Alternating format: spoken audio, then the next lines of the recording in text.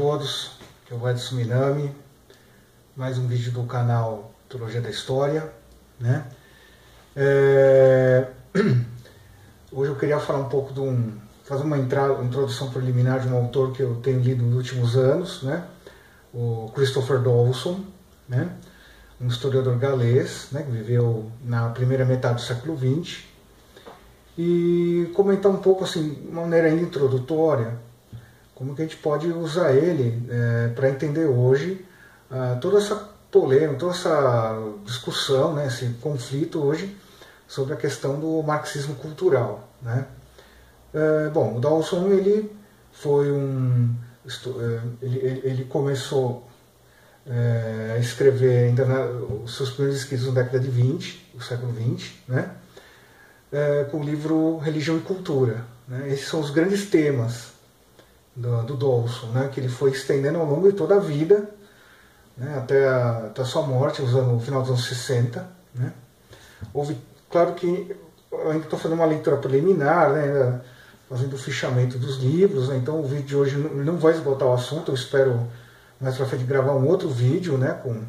Tratando a temática do pensamento do Christopher Dawson. Mas o que eu posso já adiantar é que o Dawson ele traz uma série de novidades, né, para o pensamento histórico, né? Bom, primeiro que ele é um historiador da cultura, então ele pensa em termos de cultura, como que a cultura se forma, como que a cultura nasce, como ela se desenvolve, né? Isso fica muito claro nos dois últimos livros da vida dele, né?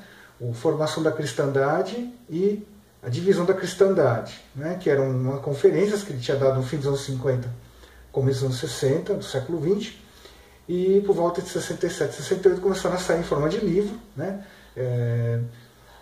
Ele já estava doente, já tinha tido uma série de derrames cerebrais, e estava praticamente digitando o livro no hospital, né? No leito, né? Melhor dizendo.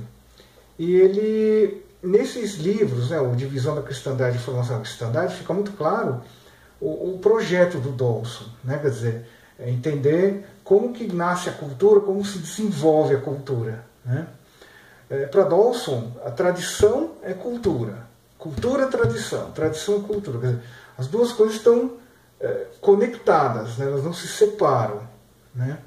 Não se separam. Esse é um primeiro ponto muito importante, né? Muito importante. Para Dawson, as tradições são os costumes, são a religião, é a família. Tudo isso vai formar o que ele entende como tradição.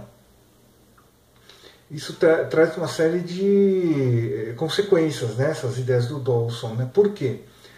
Porque para Dawson a cultura e religião, no caso, né, são uma via de mão dupla. Quer dizer, a cultura influencia a religião, mas a religião também influencia a cultura. Isso é um ponto importante, que muitos anos atrás eu já tinha percebido isso estudando a antropologia da escola italiana, das religiões, né, e já se falava disso, né, alguns autores. E o Dawson ele procurou desenvolver isso, né, no seu pensamento, né.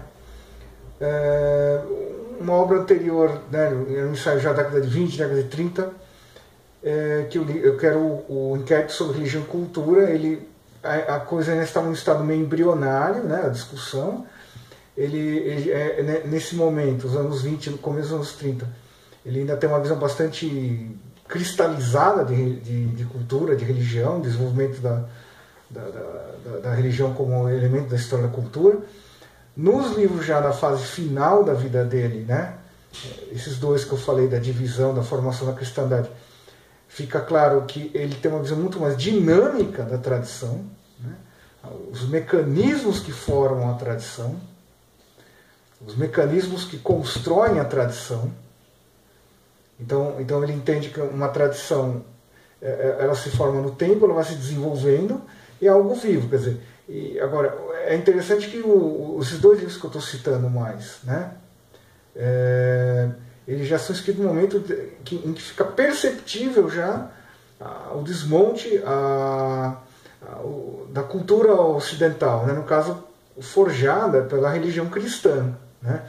Então o Dawson, ele claramente, ele mostra ter uma grande preocupação, né, com os destinos da civilização ocidental, né, no caso da religião cristã, né, católica, né. Ele fala também muito do protestantismo, né, ele entende que a reforma do século XVI criou uma nova tradição dentro do cristianismo, né, com novas visões de mundo, novas maneiras de interpretar o próprio cristianismo, né, isso é muito importante. E isso ele coincide, né, em linhas gerais, com o pensamento de um outro autor que eu tinha lido na época do doutorado, já vai uma década, né, já um bocado de tempo, né, que era o Mircea Eliade, né, o Eliade, quem leu o Sagrado e Profano e o Mito do Retorno do Retorno percebe muito bem. O Eliade, ele tem um problema sério com a modernidade, com a contemporaneidade, que ele vê como um problema, o desmonte do pensamento tradicional religioso do Ocidente.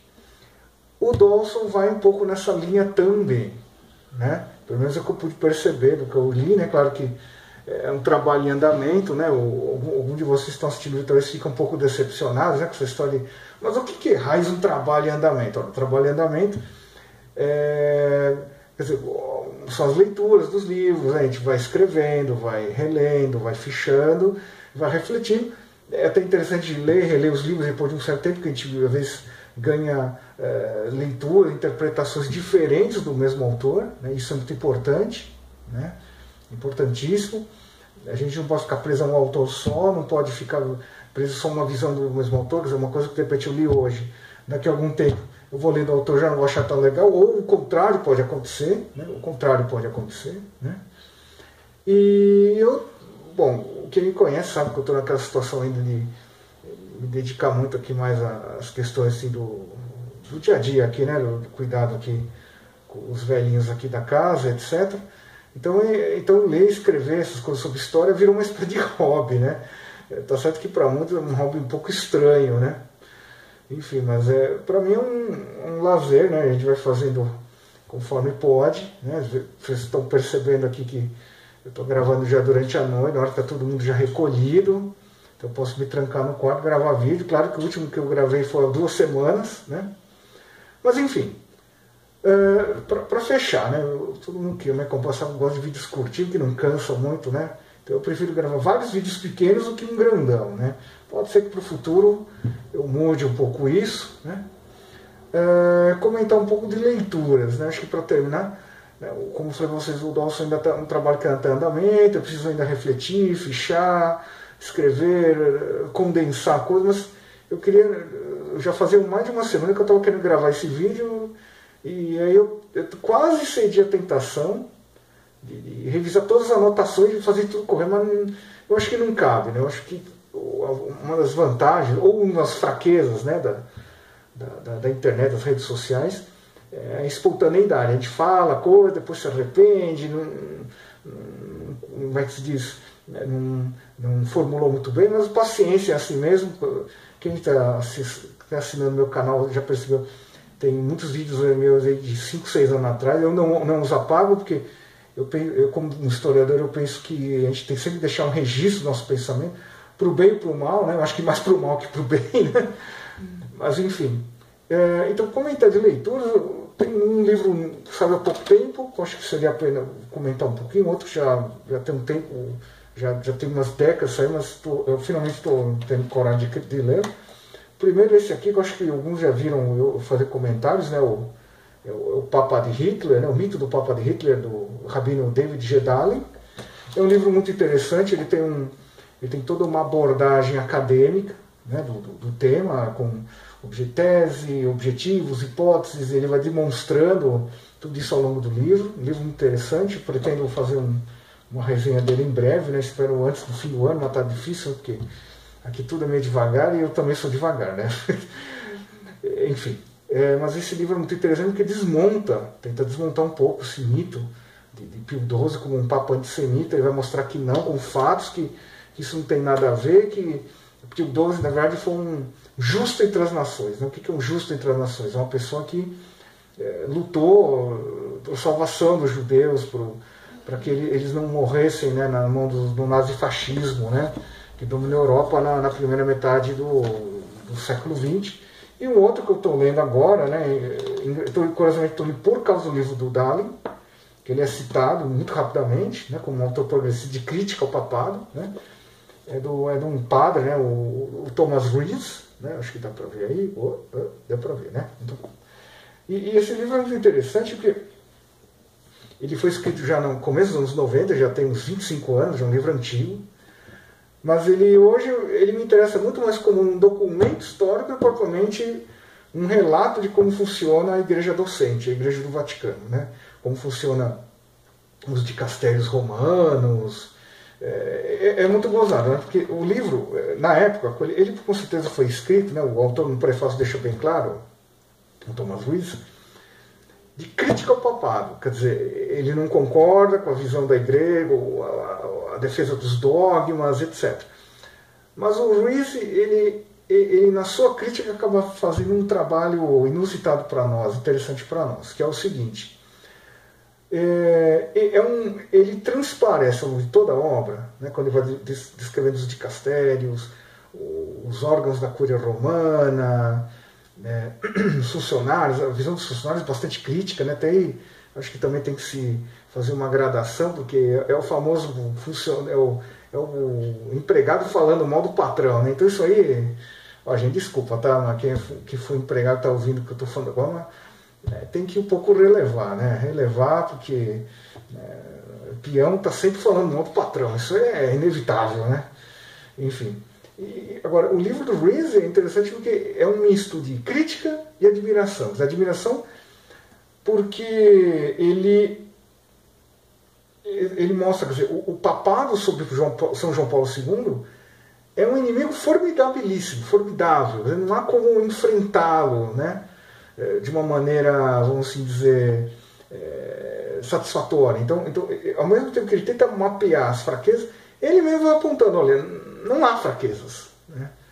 Isso ajuda um pouco a entender, acho que talvez, hoje a gente lendo o livro há uma distância de 25 anos, é um bocado de tempo, né? Por que os papados de Bento XVI e Francisco são tão criticados? Por quê?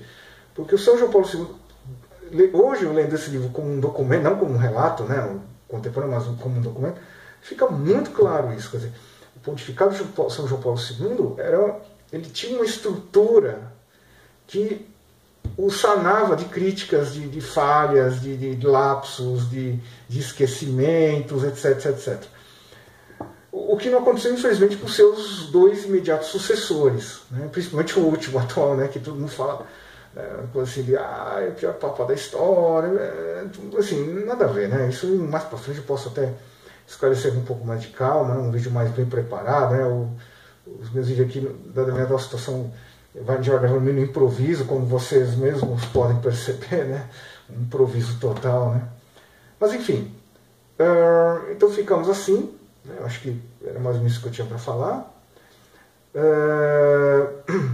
Mais para frente eu espero gravar um outro vídeo sobre o pensamento do Christopher Dawson, já pontuando mais, mas acho que ele fica o convite para ler, né, o pensamento do Dawson, como um autor que, se a gente hoje vive o tal do marxismo cultural, né, todo um projeto de desmonte da cultura ocidental, o Dawson ele nos convida a fazer o caminho inverso, né, construir a cultura, né, entender como ela se constrói e talvez encontrar meios para preservá-la. Muito obrigado pela paciência, atenção e uma boa semana para todos.